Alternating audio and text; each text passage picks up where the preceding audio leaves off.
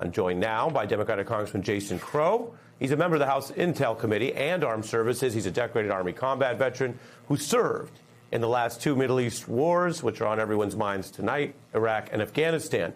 Welcome. Thanks for having me. I've got all kinds of questions for you, but first, both as a veteran and a member of Congress, I want to give you the floor. What do you want to say to the American people tonight?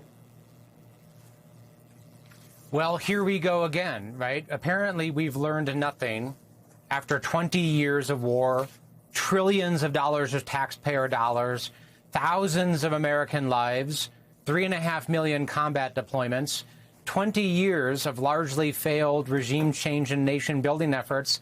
People have had it. I've had it, right? The anger and the resentment around America for our failures of military adventurism are very, very deep, right? Meanwhile, we're spending tens of billions of dollars now on this Iran operation. People can't afford groceries.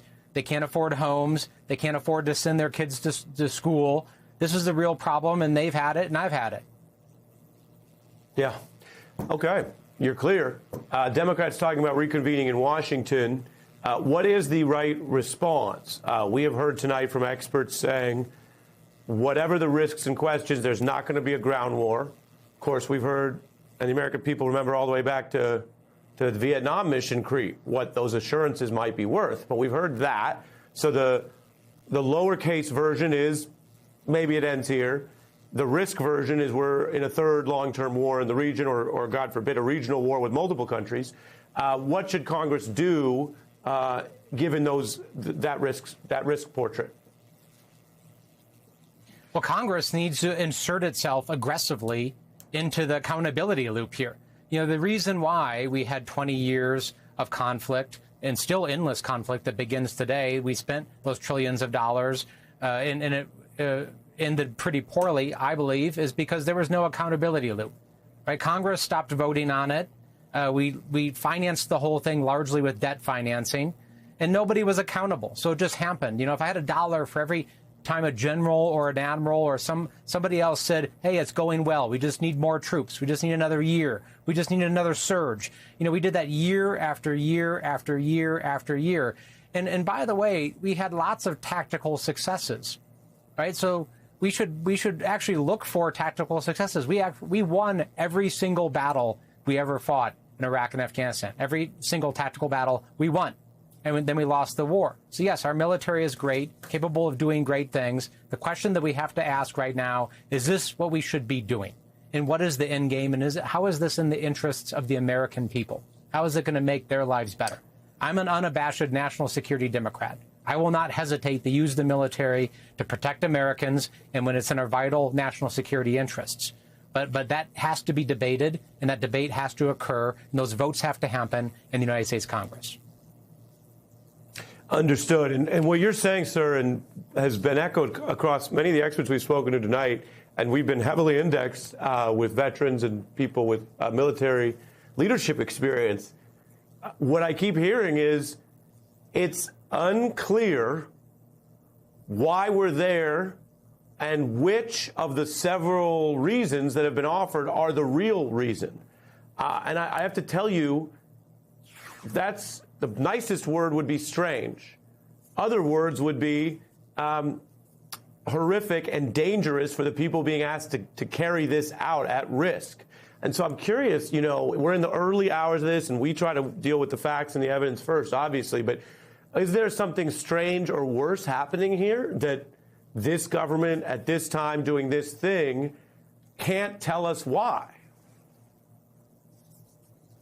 Yeah, it's deeply disturbing. Would the real rationale for this operation please stand up? Because it changes by the hour, right? It's regime change one moment. It's some undefined, undescribed imminent threat that, oh, by the way, as a member of the Intelligence Committee and the Armed Services Committee, I should know about already if there is an imminent threat, which makes me deeply skeptical of that.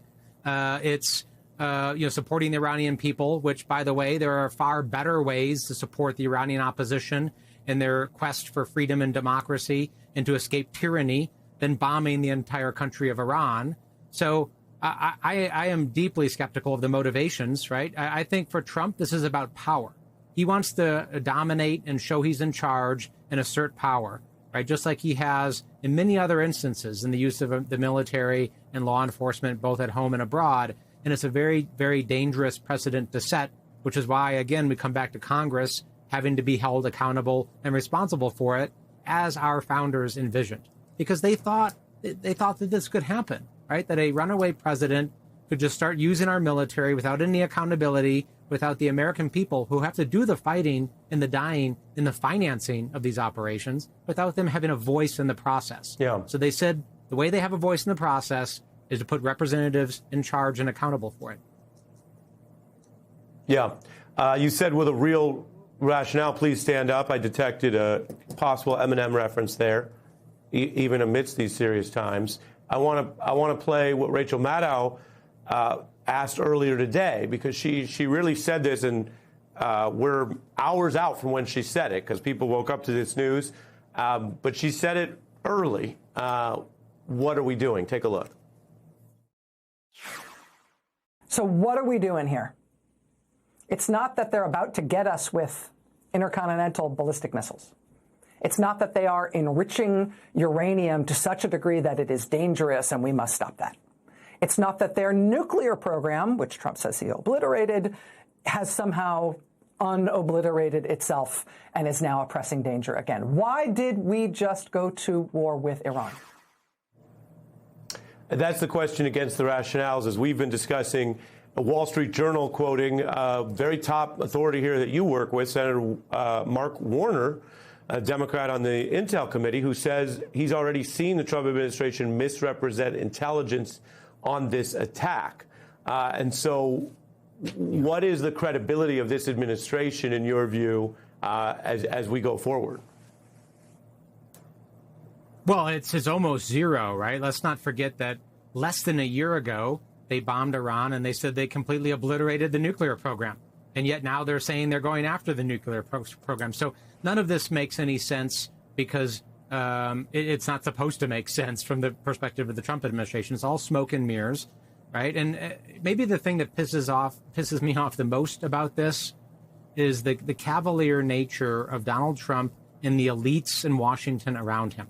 You know, I learned when I was a paratrooper and a ranger that when the elites in Washington start pounding their chest and banging the war drums and talking about going to war and acting tough, it's not them that are jumping in the planes and tanks and picking up rifles. It's not their kids that are doing it.